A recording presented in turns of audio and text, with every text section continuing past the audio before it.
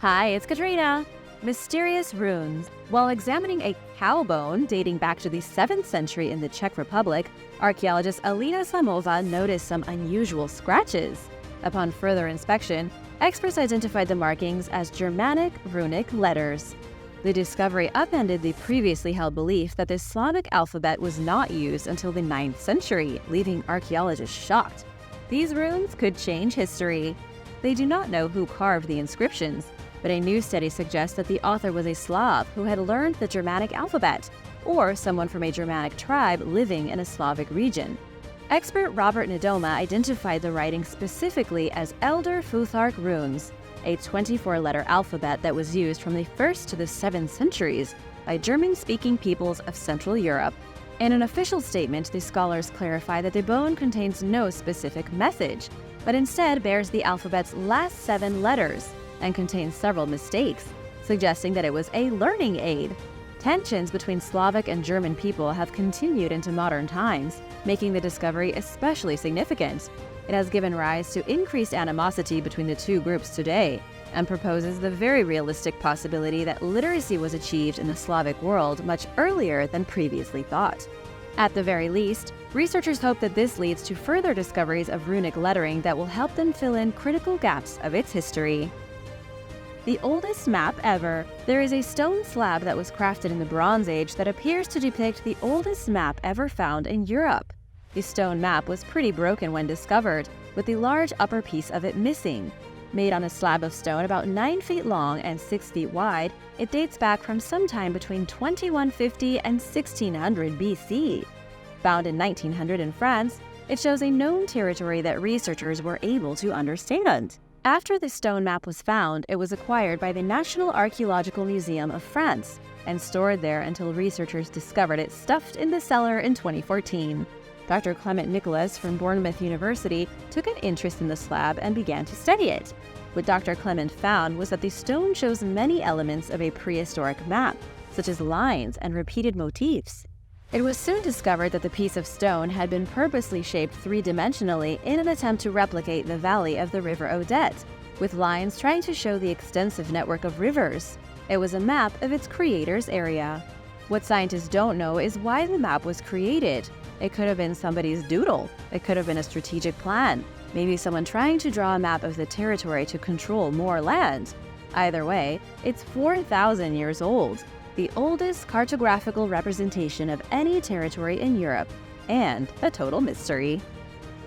The weaponry of knights. In 2018, archaeologists and historians conducted a research project at the site of one of the most legendary battles in European history. This was the Battle of Grunwald. The group of archaeologists worked with metal detectors and managed to discover a literal arsenal of weaponry that once belonged to valiant knights.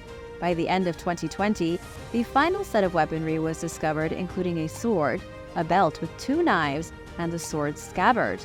All of the items date back to between the 14th and 15th centuries. This means that after the Battle of Grunwald, the artifacts sat in the dirt for over 600 years. But back in the day, these weren't just dirty old artifacts. Swords and axes were considered highly valuable. You could compare a medieval sword to a modern luxury item like a Rolex or an expensive sports car. But just what exactly happened at the Battle of Grunwald? The battle occurred in 1410 and was the largest ever fought in medieval Europe. It also had huge historical consequences because the Polish-Lithuanian alliance beat back the German-Prussian Teutonic Knights. The result was a huge boost in power to Poland, and a sore defeat for the Germans and Prussians, who wouldn't make a comeback for quite some time. The battle saw at least 50,000 soldiers fight, with almost all of the 21,000 Teutonic Knights getting wiped out. Their weapons are still being found today.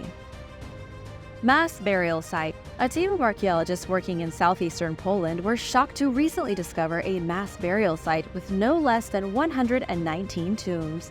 This horrifying discovery revealed the skeletal remains of children and other young people buried near the small village of Jove, many of whom were discovered with coins inside of their mouths. The coins were likely intended to help the dead reach the afterlife, much like the ancient Greek myth of Charon and the river Styx. Archaeologists were able to date the remains of the burial structures to the 17th century, and the coins were minted under the rule of King Sigismund III. Since approximately 80% of the remains were from children, this means that the mortality rate for children at that time was significantly high. Also, since they were buried without any worthy possessions, archaeologists believe that the remains were likely from poor families. As of right now, there isn't much more that archaeologists can tell us since they are still working on uncovering the fragile bones. It's not clear why the mortality rate in this corner of Poland was so high in the 17th century, or if there was some kind of epidemic that grossly affected young people. For now, we just have to wait. Penguin mummies. Researchers have found mummies of lots of different things, from humans to lions to baboons. But in Antarctica, researchers have been finding a different kind of mummy. With the ice melting, all kinds of fascinating stuff has been showing up on the southernmost continent. One of the coolest discoveries made recently were the mummies of penguins, which were found at a remote area of Antarctica called Cape Irizar, overlooking the Ross Sea. These mummified penguins were discovered in 2016 by a team of investigators and scientists from the University of North Carolina, Wilmington. The team was pretty confused because there was no record of a penguin colony here since it was discovered in 1901. The mummified penguins were found inside of rocky mounds which they had used hundreds of years ago as nests. It seems that the penguins must have died, been covered over in the snow, and preserved. Now that the snow is melting, the penguins are being revealed in nearly the same condition as the day they died. When they sent samples back to the lab, they discovered that they dated from about 800 years to 5,000 years ago. The new Dino Mummy. A new discovery in the world of paleontology is shaking up what scientists know about dinosaurs. Scientists are hailing this newest specimen of Dinosaur as the best preserved dinosaur ever unearthed in human history. This is because its bones are still covered by skin and armor, even though the dinosaur died millions of years ago. This impeccable fossil was recently revealed by the Royal Tyrrell Museum of Paleontology in Canada, and paleontologists from around the world are calling it more of a mummy than a fossil. It even has its guts still inside its body. And according to researcher Caleb Brown, a Dinosaur looks exactly as it would have 110 million years ago. But what kind of dinosaur is this? It was enormous, about 3,000 pounds, walking on 4 legs with a protective shell of plated armor. The preserved remains of this Dinosaur are so perfect that researchers were able to immediately determine the color of the dinosaur's skin.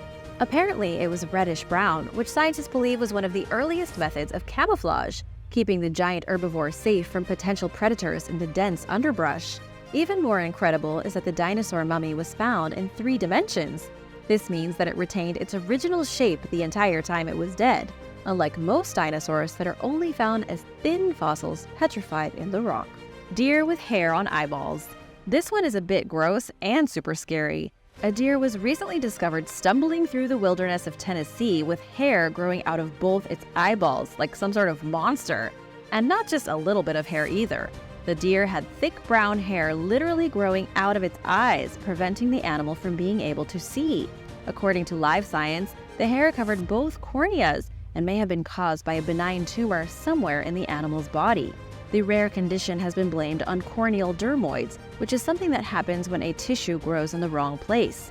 In the case of this unfortunate deer, its skin tissue began growing on its eyeballs, which resulted in hair follicles growing from the skin tissue and blinding the animal. It's a bizarre mystery how the deer managed to survive as long as it did. It was about a year old when it was discovered wandering through a suburb near Knoxville in August of 2020. The National Deer Association even investigated the incident and found the deer to be bleeding and in great distress. The poor deer was so blind by all the hair in its eyes that it couldn't see where it was going and could likely only tell the difference between day and night. Animal control officers decided to do the humane thing and put the animal down. Lehi Horse. In 2018, landscapers unearthed a horse skeleton in an ancient lake in Lehi, Utah, in somebody's backyard. Experts originally believed the specimen was a 16,000-year-old mare who roamed the area during the last ice age, but a new study recently found that it was a domestic horse and that the skeleton is no more than 340 years old. Prehistoric wild horses existed in North America starting millions of years ago and went extinct around 10,000 years ago at the end of the last ice age, most likely due to a combination of climate change and human activity.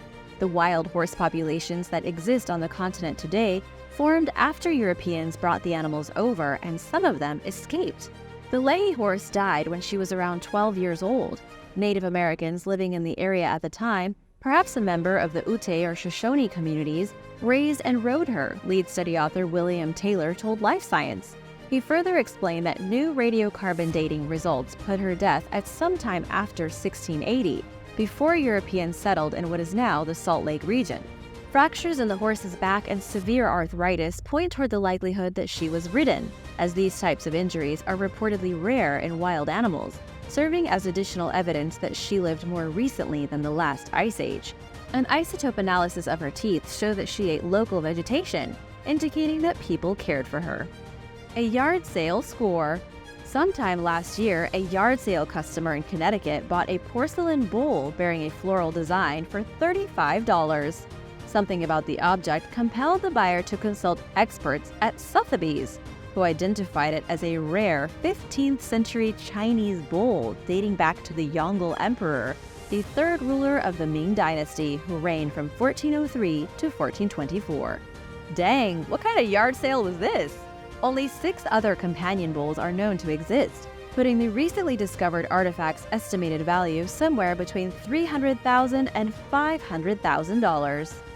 But much to the surprise of its owner and even the appraisers, it recently sold for $721,800 at the Sotheby's important Chinese art auction in New York, after a battle between 4 bidders. The bowl was made for the Yongle court, which introduced a new artistic style to China that the Sotheby's listing described as immediately recognizable, never surpassed, and defining the craft still in the 18th century. Angela McAteer, Sotheby's head of Chinese Works of Art department in New York, said in a statement, "Upon viewing the bowl for the first time, our team immediately recognized the quality of this undisputed gem, and it is a reminder that precious works of art remain hidden in plain sight, just waiting to be found." Have you ever found anything cool at a yard sale or a secondhand store? Anything like that? Let me know in the comments below. Recovered treasure. Considered the 11th century's best collection of jewelry, the Amarguilla treasure is a vast collection of precious jewelry that contains at least 623 pieces of ancient jewels, including gold and silver, chains and necklaces, golden wrist bracelets, and even golden pendants. There were also rock crystal beads and pink coral beads found, along with glass stones and river pearls. The Amarguilla treasure is one of the most impressive treasures ever unearthed in Spain, but it wasn't by archaeologists. The treasure was actually found by the Spanish National Police, who had been working on a criminal investigation for black market goods. An archaeologist from Córdoba had discovered pictures online of jewelry that looked a little bit suspicious. The archaeologists contacted the police, and they launched the investigation, tracing the photographs to its original source. They found the man who took them to the site where he said he had found the hoard, but while nobody really believed him, the good news is that most of the treasure was now in safe hands. It looks as though the treasure was buried in the 11th century in Córdoba, the Andalusian region of Spain, when civil war broke out. The person who buried it most likely expected to return, but the true story of what happened to its owners remains a mystery. At least 16 jewelry hoards have been excavated in the last 30 years in Andalusia, with many of the items currently being displayed at local museums. The good news is that the items were found just as their owners left them, and even though they will never get them back, they can take comfort in knowing that now so many people appreciate them. What would you do if you found a treasure like this? Let me know in the comments below. Thanks for watching! Which of these discoveries shocked you the most? Let me know in the comments below, and be sure to hit that subscribe button and come back soon for another video. See you later!